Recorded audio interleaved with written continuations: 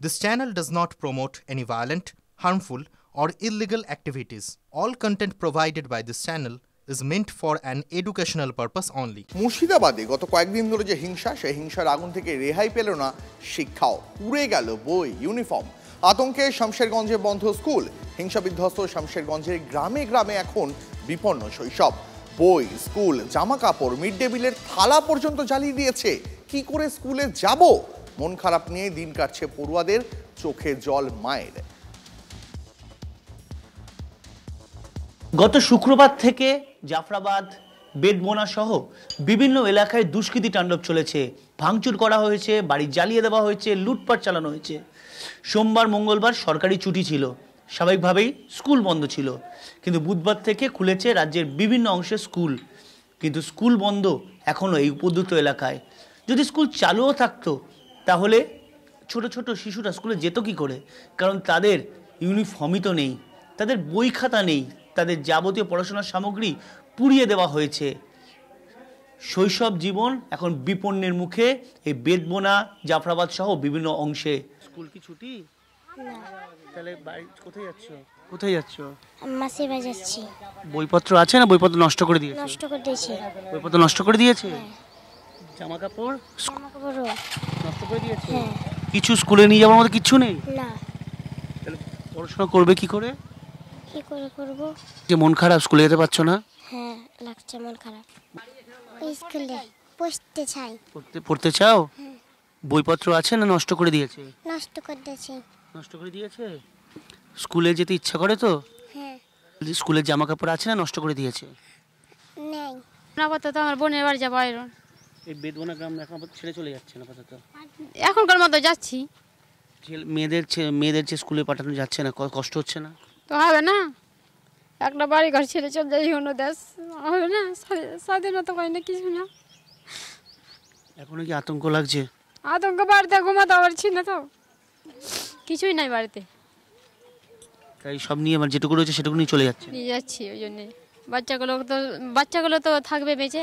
বইপত্র সব ছিঁড়ে দিয়েছে? হ্যাঁ। স্কুলে যাচ্ছে পারছিস না কেন? স্কুল বন্ধ আছে আর বইপত্র সব কিছু নাই। কিছু নেই? না, বইপত্র আছে 10টা বইয়ের মধ্যে কয়টা আছে। আচ্ছা, আর জামা কাপড়, স্কুলের জামা কাপড়? ওইগুলা সব নিয়ে পালিয়েছে। বই খাতা কিছুই নাই ঘরে।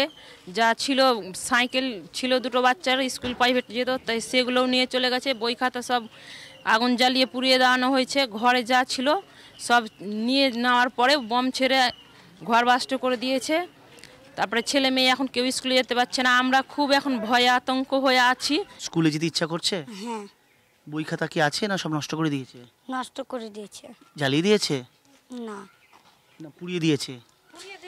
ছিটে টিটে সব পুড়িয়ে দিয়েছে। বই খাতা সব জ্বালিয়ে দিয়েছে? দেখাবো কিভাবে জ্বালানো হয়েছে, কিভাবে জ্বালিয়ে দেওয়া হয়েছে স্কুলের ইউনিফর্ম। একের পর ইউনিফর্ম পড়ে রয়েছে এভাবে। গোটা বেদবোনা গ্রাম জুড়ে 130টা বাড়িতে জ্বালানো হয়েছে। আর সেখানে এভাবেই শৈশব জীবনকে কীভাবে বিপন্ন করা হয়েছে তার ছবি কিন্তু এই ইউনিফর্মগুলোর মাধ্যমেই ফুটে উঠছে। ক্যামেরায় অর্ঘ্য চট্টোপাধ্যায়ের সঙ্গে সায়ন্ত ভট্টাচার্য, টিভি9 বাংলা, বেদবোনা, শামশেরগঞ্জ। আমরা তো সিলেবাস শেষ করার, এবার যে নতুন সিলেবাস 12-এর, আমরা সেটা নিয়ে তো এমনিতেই চিন্তিত যে বিভিন্ন কারণে স্কুল ছুটি থাকে। গরমের ছুটি অনেক সময় বাড়ানো হয়। তারপরে এই যে সমস্যা, এই সমস্যার কারণে কখন ক্লাস শুরু হবে এবং কিভাবে আমরা সিলেবাস শেষ করব, সেই পরীক্ষা চলছিল, পরীক্ষাটাও কমপ্লিট করতে পারলাম না আমরা। এটা নিয়ে আমরা উদ্বিগ্ন এবং ছেলেমেয়েদের প্রচুর ক্ষতি।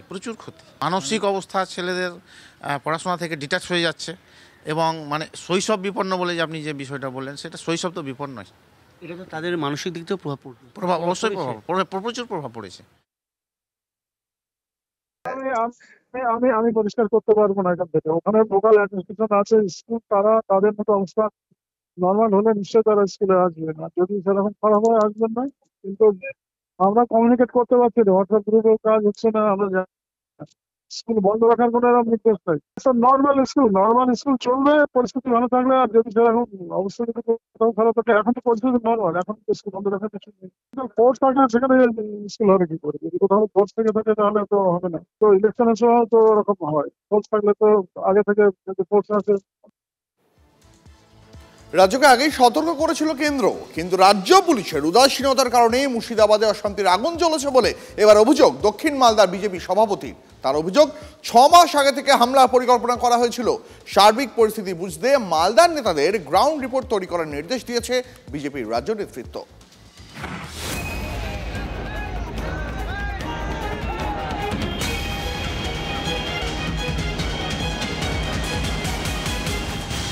পুলিশের ওপর পাথর বৃষ্টি, গাড়ি ভাঙচুর থেকে নিরীহ গ্রামবাসীদের বাড়ি চালানো, নয়া ওয়াকফ আইনের প্রতিবাদের নামে কার্যত তাণ্ডব চলেছে সুতি, জঙ্গিপুর, ধুলিয়ানে।